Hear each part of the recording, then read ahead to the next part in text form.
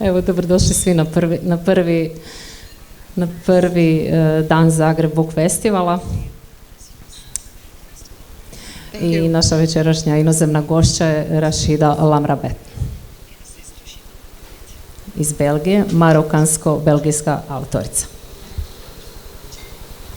Ovom prilikom predstavit ćemo vaš posljednji roman, Reci to nekome.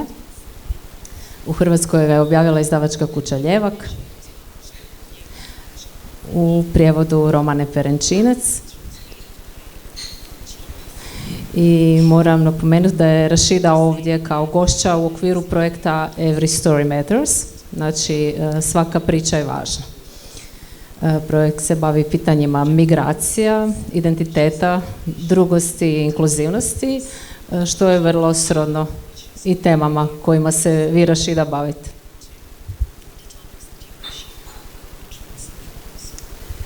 Prije nego što kažemo nešto o romanu, rado bih da se ukratko dotaknemo i vaše životne priče i momenata iz vaše biografije.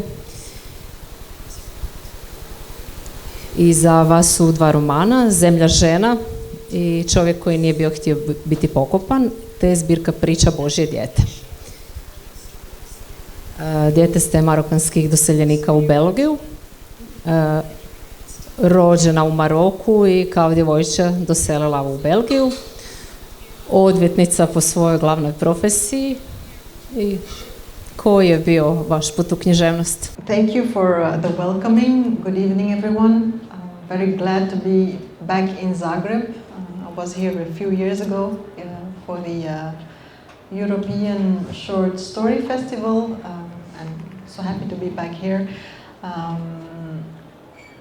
Yeah, well, the question about my trajectory as a writer is quite common, I think. I was a kid who had a vivid imagination and who loved really to read and to hear stories. I was the oldest. I am the oldest of a big family, and I loved to entertain my brothers and sisters by telling them stories, writing stories myself at a certain point. And I read a lot, of course, and I read at a certain age also very much the books that could help me to to learn more about my surroundings, myself, and what I discovered also was that the literature that we had, for instance, at school, was a literature that where I could not really identify with, or let's say it this way, that I could not really recognize my own immediate world in it. So I began at a very early age to look for that kind of stories where I could recognize myself in. And at a very early age I discovered, for instance, some Moroccan French writers, like Tahar Ben Jelloun, for instance, which became for me a kind of a role model, because he managed to create a literary world where I could identify with, I could recognize some of the elements that he was talking about. So that was at an early age something that I really searched for and found very important to discover, and I think that was also a bit the motivation for me to be very sensitive in what I read, to look from what kind of perspective is this story told, what voices do we hear and what voices do we not hear. And it was for me important to read books that opened up my world and talked about situations from different perspectives. I think that is what I'm also trying to do with my literature, that I try to tell stories from a different perspective, give voice to characters that are mainly not heard of or not, they do not have a forum to talk, to tell their story. So that's, I think, a very important motivation for me to write. Hvala. Evo, kako je možda vaše porijeklo, znači utjecalo da se bavite temama identiteta? Konkretno recimo u romanu Reci to nekome imamo taj odnos oca i sina, dakle dvije pripovedne linije. Na početku jedan slikar, Francuz, priča svoje iskustvo boravka u marokanskom selu i gradovima na prijelazu 20. stoljeća, kada je u jednom selu obljubio veoma mladu djevojku i nakon odlaska nije znao da je djevojka zatrudnjela i rodila kćer. Gotovo 2 desetljeća nakon toga sin ga slučajno prolazi na ulicama grada Paza, da? I u njegovoj mapi otkriva sliku njegove majke. Kada shvati da je zapravo upoznao oca, shvati da se sreo sa francuskim dijelom tog identiteta, svog vlastitog identiteta. Kako ste došli do te priče, kako je ona nastala kao fikcija i kako ste je spojili sa nekakvim povijesnim kontekstom u kojem je nastala? So, this story is, of course, had a quite difficult, how to say it was not that easy to assemble this story, because I had different voices in my head that I wanted really to give a place in the story. But what mainly drove me to write this book is the fact that I wanted to tell a story about our collective memory and history, about what do we recollect from history, what do we forget about history, and when we forget things about our history, do we do that on purpose or is it by accident? Why do we forget some things, and why do we give emphasis on other things? So, and the specific time frame that I wanted to talk about was the First World War, because at a certain moment we had this commemoration of the Great War, the 100th anniversary now of this war, that we wanted to commemorate in whole of Western Europe and especially in Belgium, because Belgium was, of course, the battlefield of that great war. And what struck me was that although hundreds of thousands of Africans and Asians fought during that war side by side with the Allies, with the French, with the British, we did not see this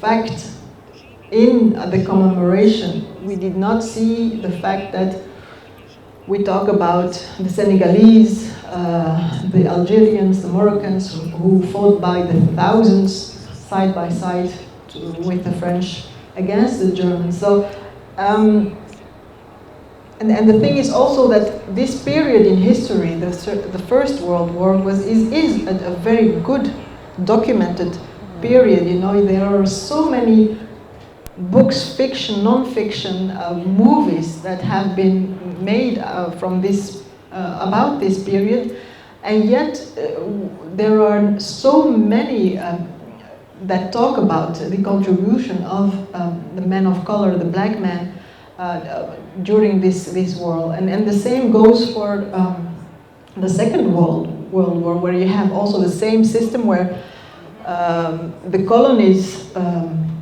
France, for instance, used people from the colonies to go fight the war in Europe, but also elsewhere, also in Asia, also in Africa, and we do not talk about it. So I thought that is something very weird to to do, you know, to ignore a bit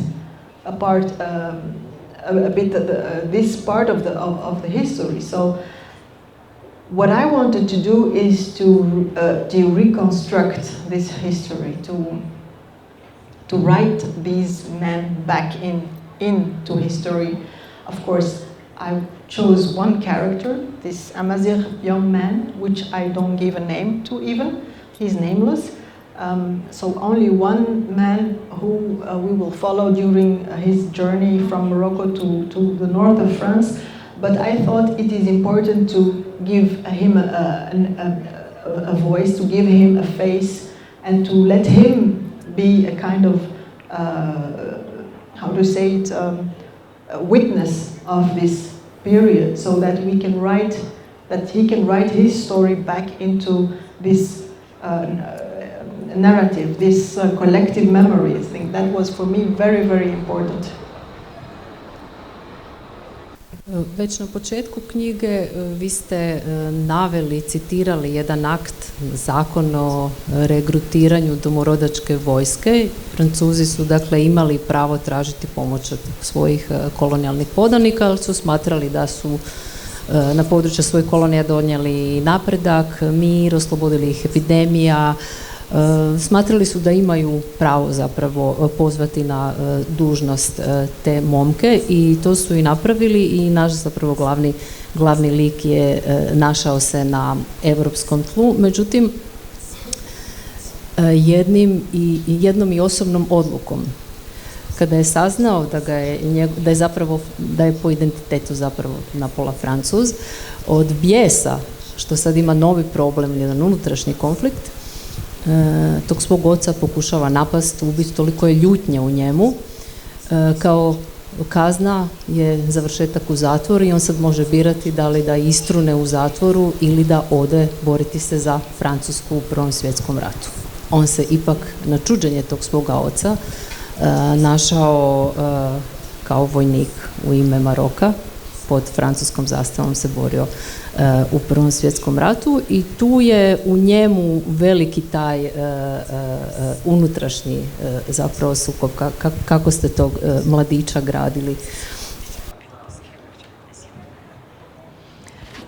Yeah, it's interesting that you start with this fragment from I think it's a law, French law, at the beginning of the 20th century, where they try to motivate why they are going, why they are employing men of color in this European world war, and it's interesting to see how for every injustice there is, you can have a logic argumentation. You know, it's very, it sounds very logic and very reasonable when you hear what they say. Well, we went to the colonies and we brought prosper and safety and civilization, so we are entitled to use those men to fight the war, our war, and they were. It's totally logic to employ these men. So I think I found it also very witty, very smart how you can justify this kind of injustice. You know, it is in the beginning an injustice to colonize. You know, you don't do that. You don't go somewhere, a country where people live, and then say, oh, this is interesting. This is mine. Let's take it. And then you take it and then you try to motivate, to find arguments why you have the right to take something. Because you bring civilization. And then you use the resources. And you use not only the resource in the ground, but also the man and the people. And then you say, well, we're entitled because we came here and we brought civilization, so you have to give something in return. So it's quite witty, you know, this argumentation, but you see it during history also. And when we talk about, for instance, the slavery, that was, of course, something much unjust, you know, going somewhere and treating people like property. like objects that you can sell, that you do that by argumenting in a witty way. You say, well, actually, these are not real people. Because if they were real people, we could not sell them. We could not trade them. We don't do that with people. But because of the fact they are black, that means that they are not fully people like we are people. So we are entitled to enslave them, for instance. So you find that kind of argumentation during history, and it's quite shocking, but very witty, you know?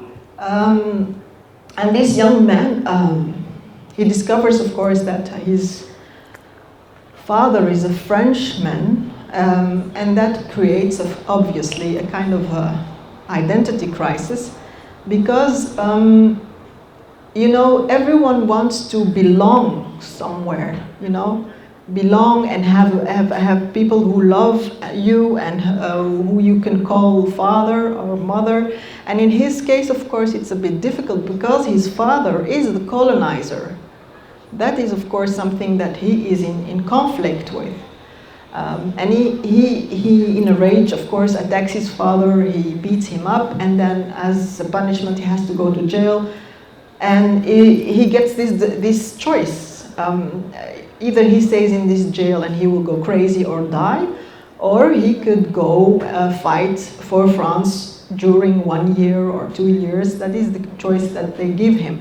And it's, while I was doing research for this book, I found out that a lot of men who have been recruited in those armies did it on so-called voluntary basis, because they had they were paid also to go fight, but also a lot of people were in the situation of this young young man who were in a prison, and they in order to get to be absolved of the punishment, they had the choice to go and serve in the army during a year, and a lot of young people did that. So and that was the case also for this young man to go and fight, and then we'll see after a year if he's still alive. He could be a free man, of course. But there is something double also about this young man, because he is also very curious, you know, to know more about the country of his father, to know more, to be closer, and because even if the fact that he is very mad at his father, and that he's shocked that his father treated his mother the way he treated her, he is still a child, you know. He's still he wants to be someone's son. And I think that is a bit the condition of humans, you know, that you want to belong, that you want to be surrounded by people who love you, and I think that is something very common to people, and that is also what drove him to go to France. U trenutku kada dolaze brodom i ugovaraju francusku luku, on osjeća stanoviti ponos. I tu je ta podvojenost od mržnje do ponosa, od znatiželje do odbojnosti, tako da mladić želi upoznati drugi dio svog identiteta. Priču koju mi je ispričala majka da ga zapravo zaštiti od zlih jezika, od težine sredine u kojoj su živjeli. Kazala mu je da je njegov otac bio pripadnik jednog hrabrog plemena ratničkog Zajen. Međutim, kada saznaje da nije to baš tako, naprosto u njemu se rađaju novi svjetovi. U zadnjem dijelu romana jako je dramatično i upečatljivo opisano ratište. Prvi svjetski rat bio je težak rat rovova, velikih fizičkih kasapljenja, i jako ste to onako slikovito, taj užas rata, opisali. I iz Afrike zajedno ratuju mladići iz Senegala, Alžira, Tunisa, Maroka. Iako su naspram Francuza oni zapravo potčinjeni, oni su ti drugi, i među njima samima se događaju konflikti, događa se ta nekakva refleksivna drugost. Yeah, it's quite interesting to see how they reacted upon each other, because of course it's only in the army that they get to be together, you know, and to see how how to react to one another. And mainly what is interesting is that in the French army, and I did some research also on that, is that there was discrimination, obviously, towards soldiers of color, comparing to white soldiers, to French soldiers, but there was also more discrimination towards the darker your skin was, the more discrimination there was. So compared, for instance, to Senegalese soldiers, the Arab lighter skinned Moroccans and Algerians were treated better than the black soldiers. So that was these distinctions, you know, and it is also something that was seen by the Moroccans, that these distinctions, this distinction between white, colored, black, has been applied in the army, and it made my character, for instance, think about identity. You know, it is only when confronted with others that do not look like you, and when confronted with the fact that you are not treated equally and that you are not seen the same way as white soldiers, that you begin to think about what your own identity, about what makes the difference between you and me, for instance. What makes that I'm treated this way and the other one is treated the other way. So it's only there where this character, this young man, starts to think about his identity. You know, before he was living in Morocco in a small village, and identity was not really an issue. But confronted with others who treat him differently and who give him an example to how to treat others who do not look like him, he starts to think about identity. And I think what is important also is that he is a young man who thinks that his little village is like the rest of the world, and he discovers that it's not the fact. You know, it's the world is not his little village. The world is much more complex, and it's a kind of a coming of age of that young man, that he discovers that life and the world is much more complexer than he ever thought. Na bojištu, na ratištu, mladić piše dnevnik, bilježnicu, i to ga dosta skupo košta. Nakon što jedan korumpirani francuski časnik strada tijekom napada, mladić zapisuje da taj časnik zaslužuje smrt. I sam je svjestan da je možda to prenaglašeno, da ta rečenica ne stoji, da nekako ne rezonira, da nije njegova istina, međutim u tom trenutku mu se čini da je to baš tako.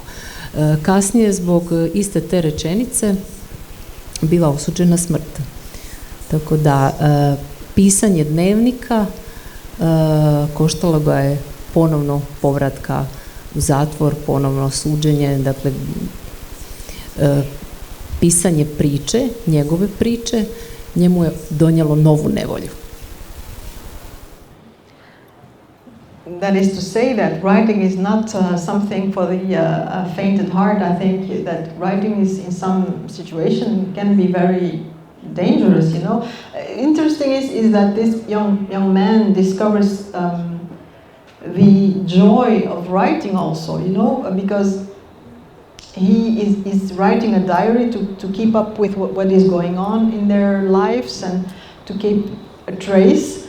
But soon he discovers that there is something else that is playing an important role during these writing sessions. That is his imagination. You know, his imagination becomes very vivid, and he describes situations that are not really happen the way that he described them. So his imagination is going, has a life of its own, and he enjoys that because it gives him also power to mold reality, to create his own reality in words, and that's something that he really enjoys doing. And then at a certain moment, there is this incident with this officer who has been killed after an attack, where he or his friends had nothing to do with it, and yet he described this incident as if they had a hand in the death of the officer, that finally they took action, and it is because of them that this officer died, and this is good because this officer is a horrible person, so they were not passive anymore, they did something, now he's dead. And he wrote that in the diary, but in reality, all of this did not happen. This man just died after an attack from the enemy, the Germans, and so on. And when he wrote that, and it gave him a good feeling because it gave him an agency. You know, he was no longer following, he was master of his, how to say it, fate. And that gave him a good feeling. But afterwards, when he reread what he wrote, he thought it's a bit exaggerated. I have to put this sentence away. This is not how it happened. And he erases the sentence. But of course, you can still read the sentence because he puts crayon over it, but you can still read the sentence. So just to say that, and it's this trick of his imagination that will play an important role in his fate, because when the officers read the diary and discovered this sentence, they think, all right, he complotted against the officer to kill him, and that costed him his life. So, and he tries to explain to them also that it's a thing of his imagination, you know. How can something, it's like writing a novel, you know, it's fiction. And he explains to them that is what he has been doing. And of course, nobody believes him.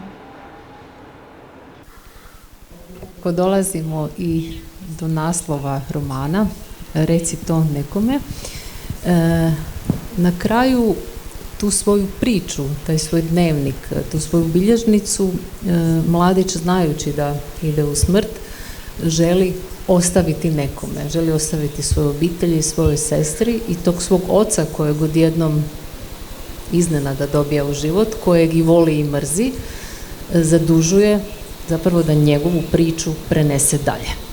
I kaže, ipak sam pronašao riječi da opišem naš život kako ne bismo bili posve zaboravljeni i izgubljeni. Zbog toga želim da moja sestra dobije ovu bilježnicu kako bi znala što se s nama dogodilo. Zašto je važno ispričati priču? Oh, it's important for so many reasons, of course, to tell stories and not to forget, because they're important. The stories are important, you know. Why is it important to describe what happened during the First World War? It's important because for our collective memory, it's important for us to know where our ancient parents, grandparents came from, what they have been living, to learn from the past, also to know where you came from. So it's important to tell those stories, every story, and not only the story told by those who dominate the narrative, you know, those who have the power to take the scene and to talk and to tell the story, but also to tell the story of those who have not the power and the scene to talk about their experience. And it's important because every story matters. You know, I think the title of the festival, you know, every story matters because from every perspective we can learn something. You know, if you only have one-sided stories told by one dominant group, and it's interesting, but it's not complete, you know. If you open up to stories told from different perspectives, you will get a more layered story, more nuanced. You get to know the complexity of reality. I think that is very important, and also it's also part of our history, you know, to not forget every contribution, every man and women who had an experience that is worthwhile telling. So I think that mainly is why those stories are so important, you know. Perhaps they do not, how to say it, they are not that different from stories told by, I don't know, French soldiers, or the stories that has been written by, for instance, one of our big writers in Belgium, Stefan Hertmans, or Erwin Mortier, or Jeroen Oorlieslagers, who all wrote about the war. And this story adds another perspective, and I think that is important. Evo, hvala. Možda bi se vratila na dio vašeg istraživanja građe romana. Dali ste puno informacija o životu u marokanskom selu na početku 20. stoljeća. Kako su došli ti podaci, na koji način ste istraživali? Posebno mi je bilo zanimljivo kada ste opisivali lik majke ovog mladića. Ona je kao mlada, trudna žena, neudana, bila protjerana iz svog sela. Dakle, nije mogla sa djetetom ostati u nekakvom okruženju pristojnih obitelji. Je li to stvarno tako bilo i na koji način ste došli do tih svih podataka? Ovaj ženski dio me baš zanima jako. Yeah, well, I think it's not a surprise that women who were at that time unmarried and pregnant, they were not really well seen, you know. We have it not so long ago also in Europe, where unmarried women, I think in Ireland, they had this policy where unmarried women were put into a kind of a big home where they had to stay, and then the child was born, and then the child would be put for adoption or something, and then the woman could return to her family, because it was a disgrace in a Catholic country to have to be unmarried and to be pregnant. So I think that is something that you will find all over the world. It's patriarchy, you know. We dominate women that way, by controlling their bodies and controlling what the good way is to have children and what the bad way is to have children. So, and that is something that is a phenomenon all over the world. And of course it is a phenomenon in Morocco at the beginning of the 20th century, but unfortunately we see it also till today, you know, that women who are pregnant and that are unmarried, that is still a stigma in Morocco. It's changing now a bit, but very slowly, and those women are very fragile in Moroccan society. So I think that is a thing that interested me also. The research that I conducted was reading a lot of historical texts and books that describe also the Sultanate of Morocco during the 19th century, the 20th century, mainly written by European scholars. And that was the easy part, I think, because you could find quite a lot of information about that, because at that time, of course, the region was of interest in Europe because of the colonization, so there was a lot of information about those regions. But what was, I think, very difficult for me to find was the information about the men of color during the First World War. There was not so many information about that.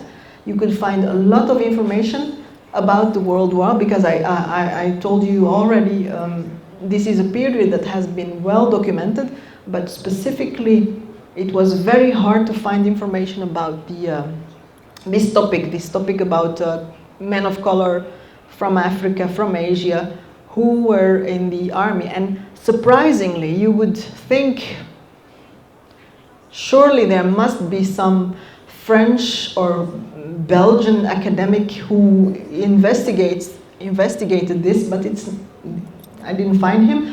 What I find, it was a Dutch academic who wrote a book about men of color during the First World War, and some Canadian academic works about this issue, and that helped me to see how these young men were treated, where they get their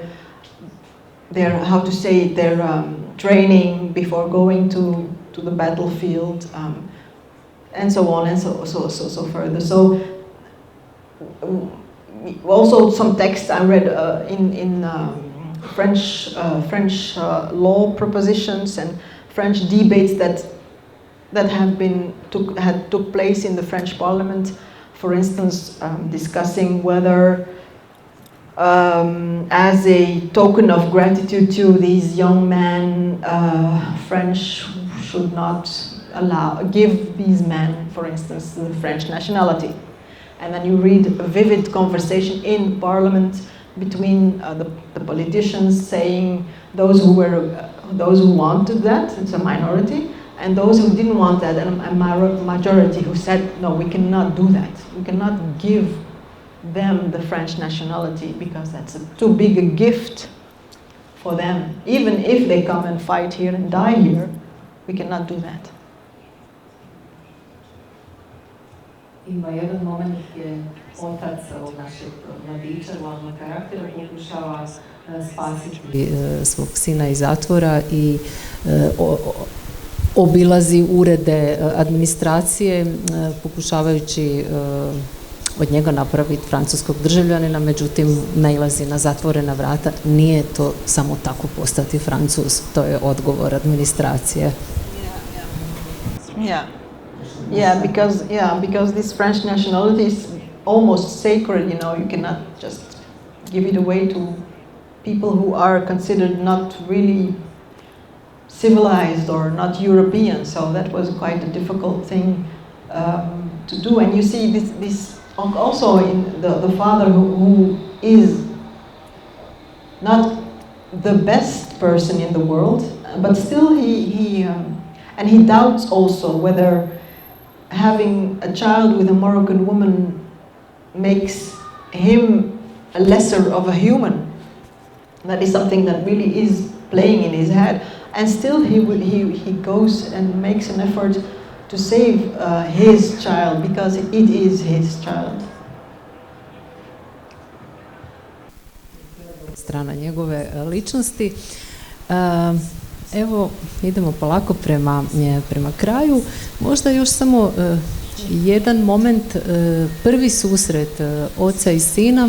Otac zapravo misli da je to nekakav nepismeni mladić koji ne zna čitati.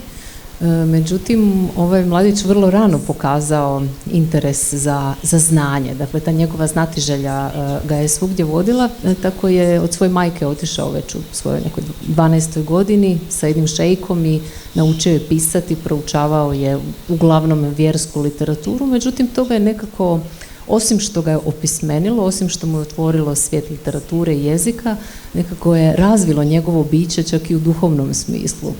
I kad mladić piše o tom svom iskustvu, kao da imamo tekst u tekstu. Možda to su meni recimo stilski najljepše napisani dijelovi romana.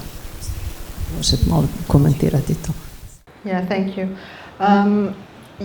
I thought it was fascinating. So I was thinking, because it's of course a young man who is illiterate, and he starts to learn the alphabet, the Arabic alphabet, and he starts to read and write, and then next step is to read texts and to understand the first meaning of the text, and then of course he has been pushed by his teachers to go further and to seek the deeper meaning of a text, because it's symbolic, it has a deeper layer, and he's really motivated by his teacher to really grab the text and to dig deep in it and to find this spiritual and this deeper meaning, and he struggles with it, because he had the trouble learning to the alphabet, learning to read and write, and now it's not enough.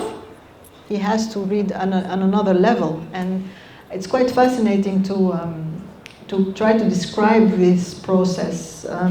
How does someone who is illiterate and learns to write and read discovers this deeper world of literature, of text, of meaning, and although he struggles, I think, in my opinion, reaches nevertheless this point where the text opens up to him, and where he gets into the text, and where he gets into, and it's as if he tumbles into a completely different world where nothing is as it seems. You know, what he has thought that reality is not reality anymore. It's as if the colors become much brighter in his mind. So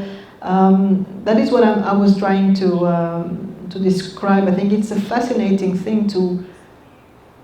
Yeah, I think I said something somewhere in the text that he wanted to stay in this magical spiritual world, and that he didn't want to be cast away from it, because if he would be cast away from it, he would fall down on the earth, and there is only him and the earth and nothing else, and that is something that he doesn't want to experience. He wants to hold on to that, kind of spiritual experience. Duhovno iskustvo. Nakon tog iskustva ga je onako sudbina dobro prodrmala, od odlaska u rat do povratka u zatvor, do pričanja priče i ostavljanja nasljeđa proživljenog iskustva i te bilježnice njegove sestri i obitelji.